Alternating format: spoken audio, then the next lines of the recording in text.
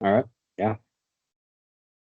So, with that said, would you like to, you know, go over Norse paganism? What's that about, and what got you into it?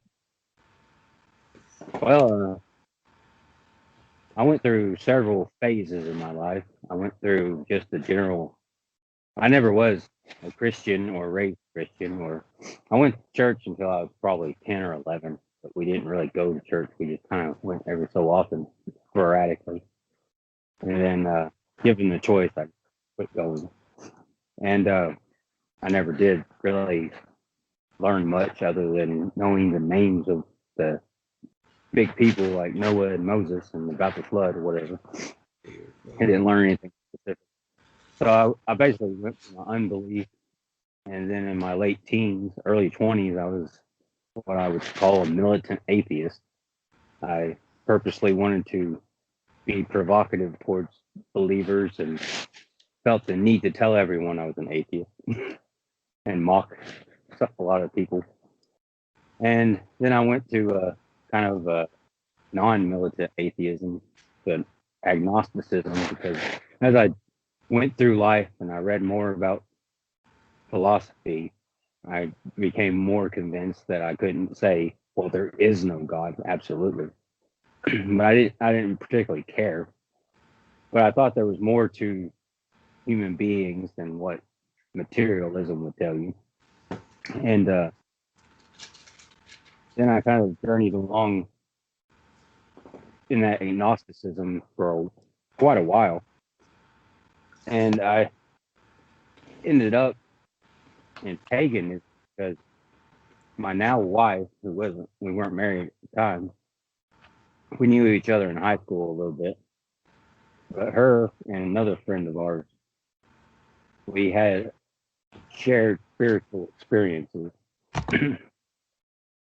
and what seemed to be, at least at the time, uh, a past life experiences with each other, sort of reincarnation concepts.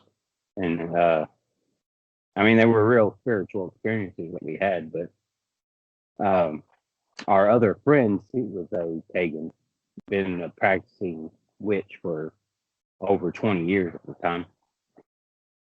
And she was kind of our guide through it all. And that's how I kind of arrived to paganism.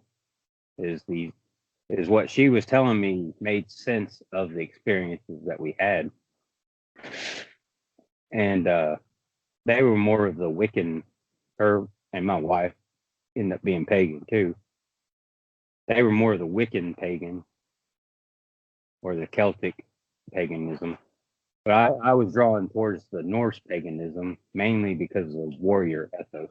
Uh, I was in the military when I was younger, and I went to the military to be a warrior, but that's not.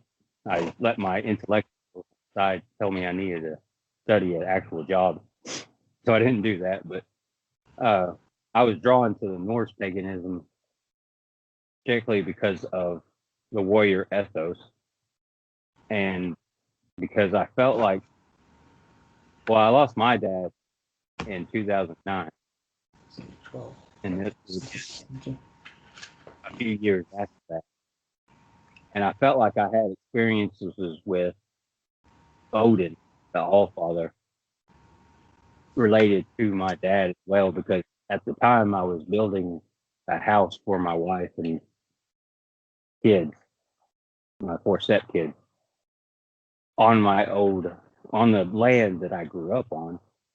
And while I was doing that, did most of it by myself. I felt like I had these experiences with my father spiritually and Odin as the All Father, and that's kind of how I arrived at Norse paganism.